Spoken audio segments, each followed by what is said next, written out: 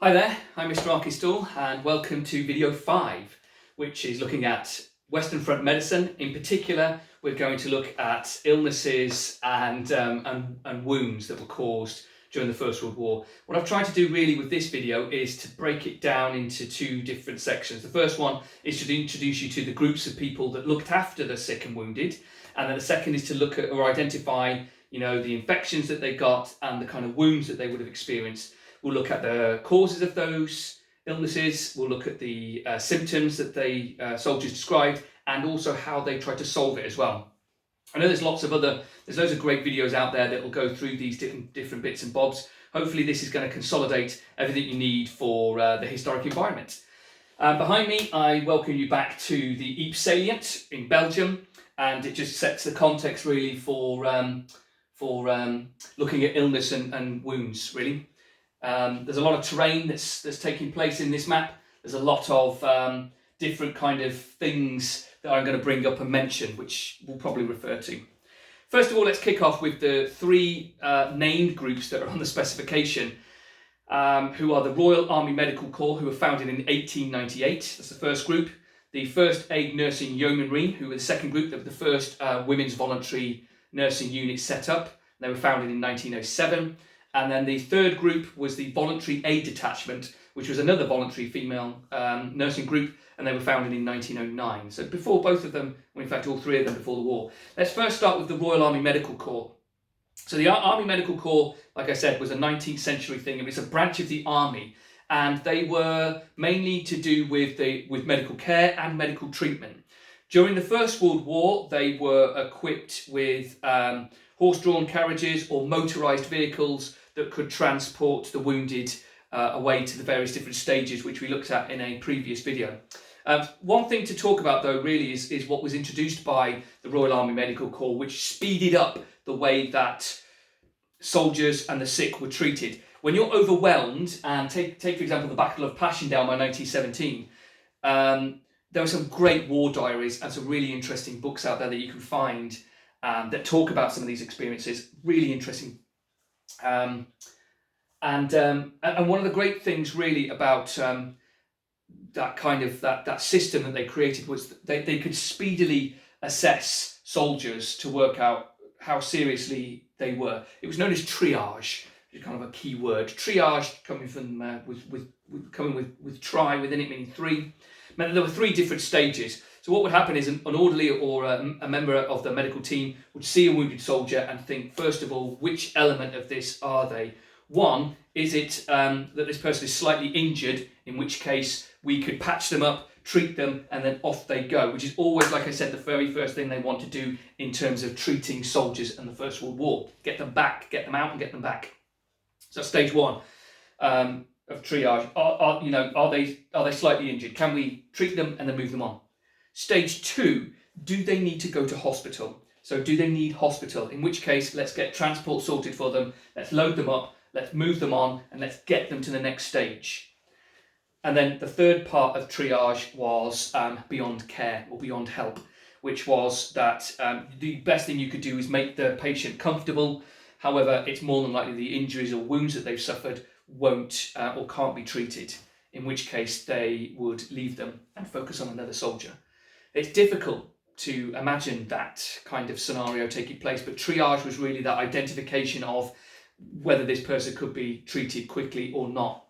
And it's trying to help you prioritize when you're out there, an overwhelming number of soldiers who are coming in wounded, to make those decisions about who is treatable, who is savable, who can we help at this stage. Then we'll come to the second group, which was the First Aid Nursing Yeomanry. And like I said, they were the first female voluntary nursing group to go out. They were not supported by the War Office, neither were the Voluntary Aid Detachment. The War Office basically said, no, we do not want you going out there. However, they were determined to go, and so the First Aid Nursing Yeomanry actually funded themselves to go out. In both cases, you will find that it was mostly middle class and upper class women that volunteered to take part in this role. And the kind of things that they were doing were different to what most women were doing at this time. Bearing in mind that the suffragette movement had paused during during the First World War to show that they were determined to help fight the war effort and not pose a menace or a threat back home. So, in fact, women were given a huge opportunity, not only back home in the factories. A lot of the women were making munitions for the war. They would also serve a role in the FANY. What they would do is they would work as ambulance drivers, or they would drive supplies up to the front line. So there were women that were actually driving motorised vehicles and moving supplies there and about. They would also offer some sort of aid, basic aid. They would bring up like mobile bathing units so that they could bathe the soldiers, and that's going to be something that's going to be part of an illness thing that we look at and how that was treated a little bit later. They provided like kind of mobile little cinemas, so they tried to lighten the morale and the mood of soldiers as well. So it wasn't just nursing, it was driving, a lot of it, and you'll see a little bit later, I'll mention in a moment, some of the work that happened as a result of that and the impact that that would have. The uniforms they were very different to the uniforms that the nurses wore, to mark them out as something different. And the same could be said about the Voluntary Aid Detachment, the VADs. There were 38,000 Voluntary Aid Detachment nurses that went out between 14 to 1918. They didn't really arrive on the battlefield until 1915. And when they were out there in Belgium and France, they offered, again, a similar support system to what the First Aid Nurse and Yeomanry were. Most of the women were over 23, though. So it meant that they weren't, they were deemed a little bit older, a little bit more able to cope with what was out there. But again, they were kind of enlisted as nurses, ambulance drivers, perhaps even cooks as well, to kind of serve food to the ill or the wounded. The hospitals, the VAD hospitals, were slightly different to what the First Aid Nurse and Yeomanry were. The Yeomanry were kind of attached to wherever they were asked to go to. Again, mostly advanced dressing stations or casualty clearing stations, not those aid posts, they were not there. VADs tended to be a little bit further back, possibly even in base hospitals. There were certainly lots of them in Britain who were helping look after the sick and the wounded. But the knock-on impact was that both the First Aid Nurse and Yeomanry and VADs helped encourage the armed forces to think maybe we could use women and relax some of the men who were fulfilling other roles, electrical roles, electricians, code breakers, so electricians, code breakers, telegraph operators, cooks, like I've said. All of them used to be men. They were released from those roles, and women filled those positions. The first organisation to do that was the Royal Navy, and they created the Women's Royal Navy Service, the WRENS, and then it was after the war that the Army and the Air Force soon introduced a kind of female element to that as well. So they're your three main groups, and if I just show you a few photographs of those groups, you can get a kind of sense of what they did. So here's I love my paintings. Here's a lovely artistic impression of the RAMC. You've got them treating wounded here, and their roles didn't just include medical treatment, it would also be comfort care. They'd also do prevention of illness as well. So it's not just treatment, but it's also prevention. And there were some interesting source photographs of an RAMC officer inspecting the feet of men, because trench foot was quite a common problem. And one of the greatest ways to deal with that would be to put whale oil on the feet. And so there's a wonderful photograph of a man walking through the trenches inspecting the men's feet. At the back, you can see the transport system that they're using there. It's horse-drawn carriages or wagons. Again, if you remember back to video 3, that was really where we saw some of the problems in transport coming from the bumpiness of the wagons. Here's an actual photograph here. It's possibly that they're at a casualty clearing station because there are tents in the background. We noticed the medical supplies at the front, but this is an actual photograph of the men, the RAMC men. Here we've got the First Aid Nursing Yeomanry. You could see on the front of the vehicle there, FANY, which means that that's a specific motorised transport for them. But look at the uniforms that they're wearing. So they are different. You've got just at the top there, if I can zoom in, excellent. That is the emblem of the FANY that designated them out as different to the nurses that were on the front. And here is a famous part of a famous advertisement recruiting for the Voluntary Aid Detachment. Again, they've got a slightly different emblem, which you could see just here on the arm of this lady here. but it does advertise the places that they went to. They did go overseas. They were in Mesopotamia, in Iraq, and they were in Gallipoli, which is down by Turkey, as well as on the Western Front. Okay, right. Next, we're going to move on to the illnesses and injuries that soldiers got whilst they're out on the battlefields. And first of all, I've got a diagram really that kind of pinpoints where, and I think it's a good starting point to talk about where injuries could happen. And then I'm going to show you some objects, which is a nice first. These are objects that are lying around in my house that will help to kind of highlight some of the issues that we've got. So first of all, injuries-wise, the injuries that soldiers are getting include things basically to do with bullets and shrapnel or artillery bursts that are flying around.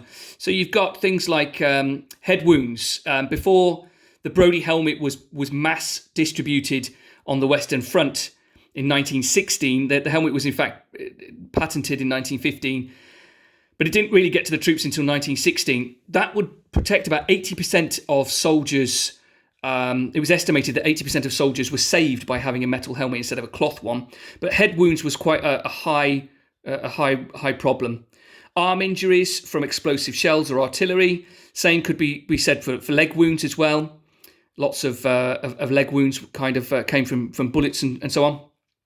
Standing in the water, like at the bottom here, standing in the water for an exposed amount of time. We're talking hours here. We're not talking days. We're talking hours really of exposure to cold water.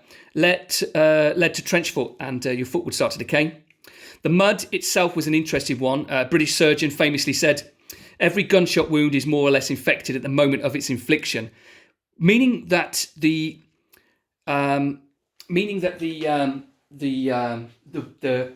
entry point from where the bullet would go in would actually draw in with it pieces of leftover material. That material would probably come from the soil, it come from cloth, dirty clothes, or it could come from the fragments of the bullet itself. Could cause infection. Your body won't react really well to it. The types of things that you've got in the field, specifically around here, this is all farmland that we've got here. Anything including manure, so horse manure, animal manure. You've got tetanus that would actually come into the body either from bullets or artillery pieces, or from the fact that you've got a hole in your body now and you've been lying in the mud. For those soldiers that were lying out in no man's land, it would take you could be out there for quite a while, and you would be getting the infection from that point. So that's what the surgeon was referring to there when he said every gunshot wound is more or less infected at the moment of its infliction, because even if the gunshot wound came out and you could treat it, the problem we've got is that using our medical knowledge, they don't really get any antibiotics until 1928 when penicillin comes along and it's mass produced. And that's World War II. So World War I, infection really is a killer. The other injuries that we get here are torso injuries and wounds. And there's some horrific images out there of wounds that come from bullets and shrapnel. Now, I don't have any shrapnel on me to hand, but that was like fragments that came off from shell cases. And the shells could vary from things this size to things the size of adults, like a human being. Once a shell, so you've got various different things. The shell itself could be designed to have like shrapnel balls inside, so as it exploded, it would rain shrapnel down on you.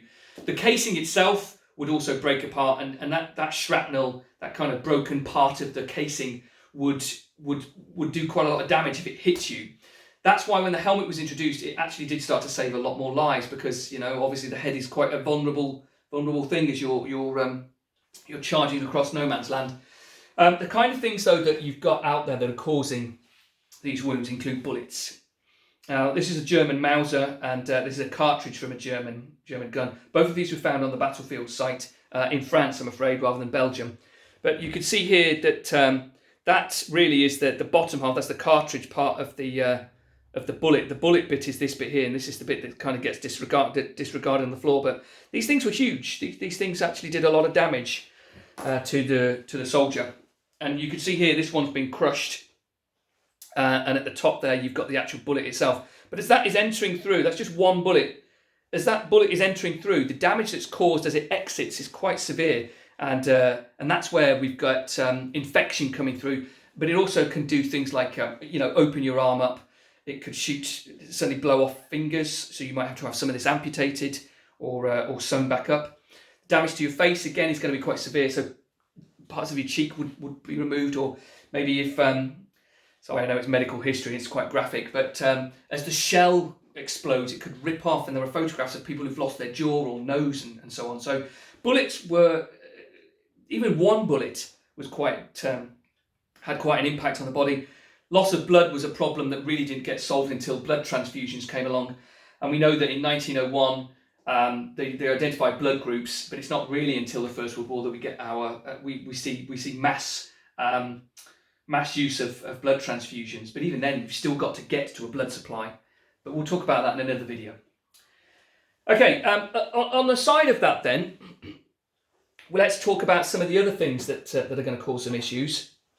I find these fascinating. This is a belt buckle that was found in a forest near Verdun, and that is a button which has still got, it's a metallic button, which has still got a bit of dirt in the centre of it. And it's this that's causing the illness, the dirt, the filth, the microbes, the bacteria that's in the soil that gets into the body that is going to cause infection. Like I said, they couldn't deal with infection on the battlefield site.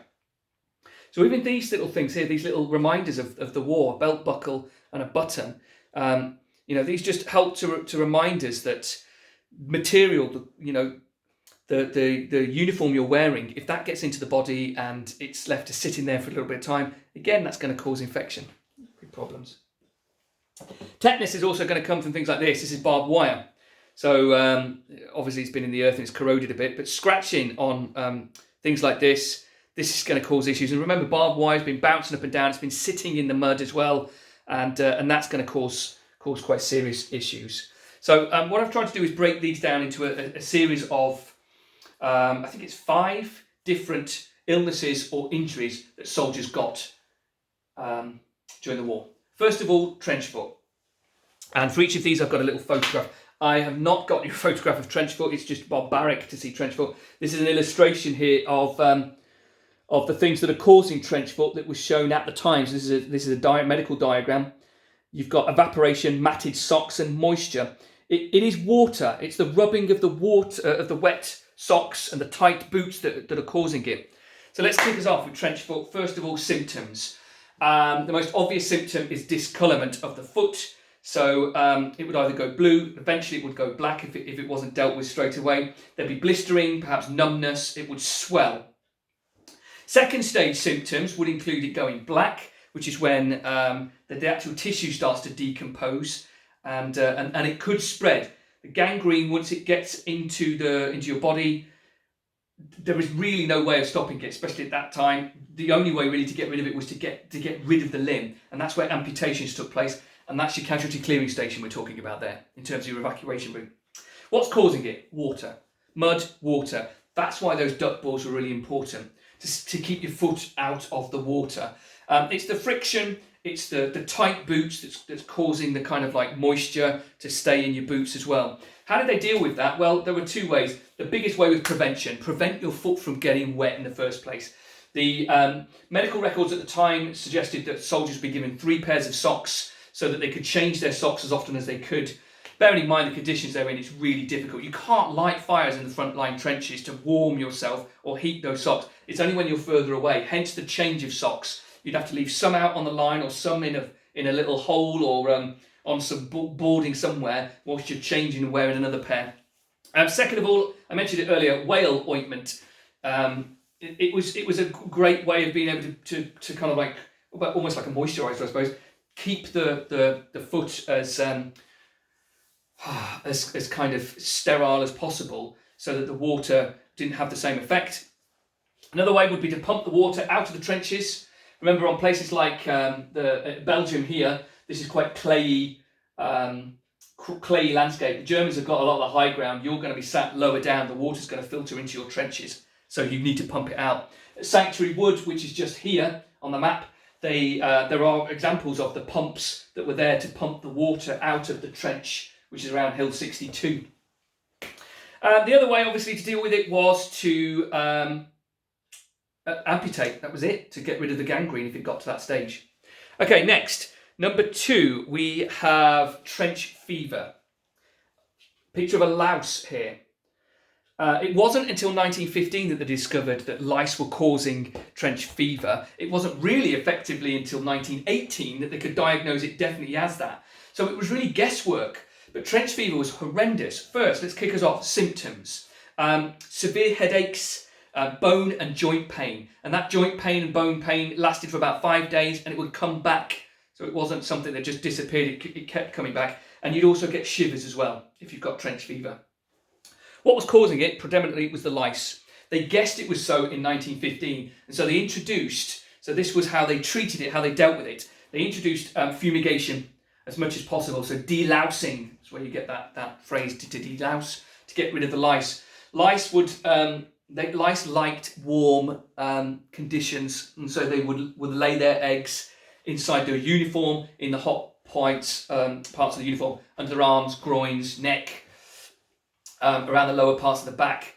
And one way the soldiers tried to deal with that is that they would sit around fires and crack. You could hear them crackling. So they'd run the seam of the uniform over like a cigarette lighter, or a match or fire that would then burst the eggs to stop the lice from spreading. Another way would to try and pick the lice eggs out of your uniform. And that idea of actually delousing is effectively known as chatting. To chat means to delouse. And whilst the soldiers were chatting, delousing, they would also talk. And what's happened there in terms of our languages, we've adopted the phrase to chat, to sit and chat, a quick chat, which effectively meant to sit down and talk whilst you're delousing. Let's hope we're not doing that nowadays, though. Another solution, so you've got fumigation. Another simple way was to wash your clothes, fumigate the clothes, keep them dry as best as possible, but that was difficult. What was the fact? The fact that I was going to share with you was that within a year, so 1917 to 18, July 17 to July 1918, the number of soldiers that had trench fever was around 15%. So within the scale of a year, it doesn't sound a lot, but that's quite a lot of soldiers who have got that condition that is very, very difficult to treat. And again, a lot of it is down to getting rid of the lice. Right, next up, number 3 is shell shock. A picture of a soldier there. We now know it as post-traumatic stress syndrome, or PTSD. Shell shock was, the symptoms of shell shock included things like nervousness to noise, uncontrollable shaking, tiredness, headaches, nightmares, loss of speech in particular, and a mental breakdown. By the end of the war, it's said that around 80,000 British soldiers had suffered from shell shock. That's quite a large number of men to have suffered with that illness. Now, the issue with shell shock is that it was a term referred to in 1915. It came from this moment in 1915. I'm fairly sure that soldiers would have suffered in previous wars, but it was the Lancet, the medical journal, that actually labelled it or coined it shell shock in 1915. We really didn't know what it was until 1918. There's very few psychiatric centres that were established. I think there were 4 psychiatric centres that were established on the Western Front. That's very small. Apart from that, it was very difficult to diagnose. And a lot of army officers considered men who were not following orders as cowards. So some shell shock victims were actually shot at dawn. And I think it was something on the lines of over 300 men who were shot at dawn in the British Army for not following their orders. It never happened in the Second World War. But one way of dealing with the actual solution was to go to a casualty clearing station. You'd be sent there to recuperate. Immediately, you'd be sent straight to an aid post and a dressing station, but it's not going to do you any good being so close to the front line. It would be a clearing station that you'd have to go to where you get better treatment.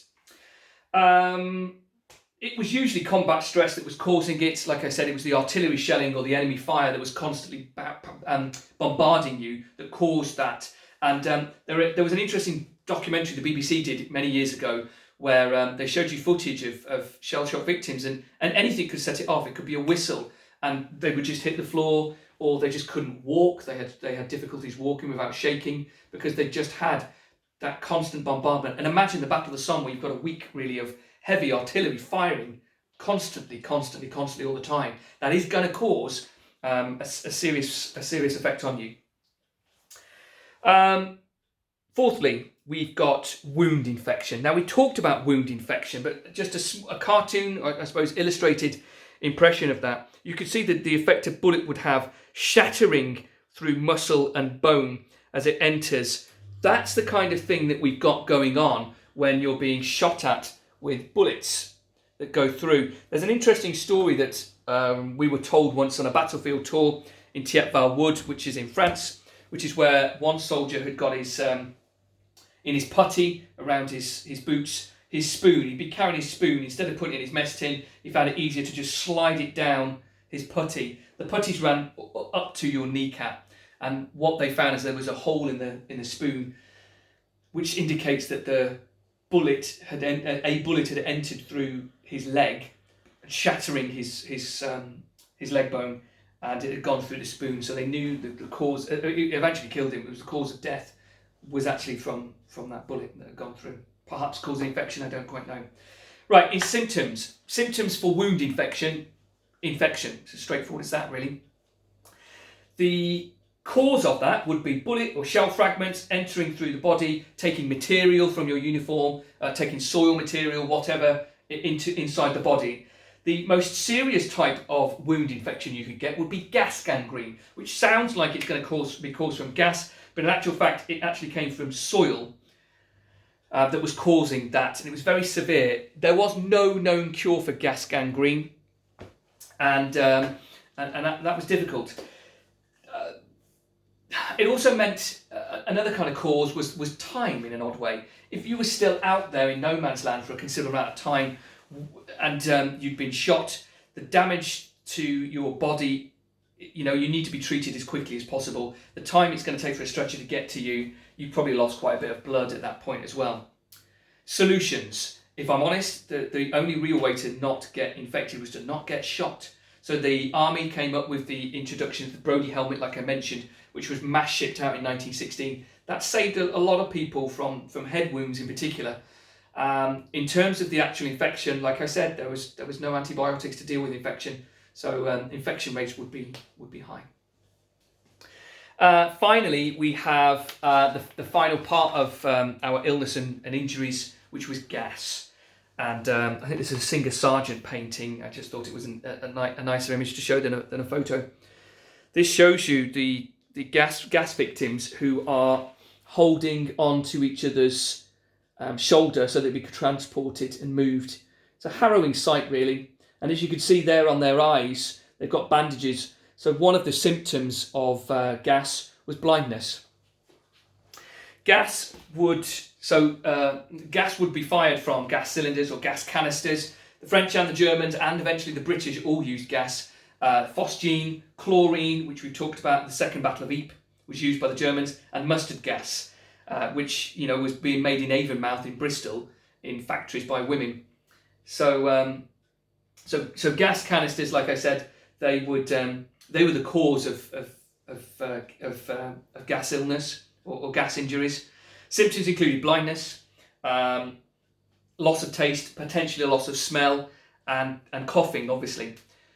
Hitler himself in the First World War, I think it was around 1918, was gassed, and lost his eyesight, temporarily lost his eyesight, and was sent to a hospital, and that's when the First World War ended.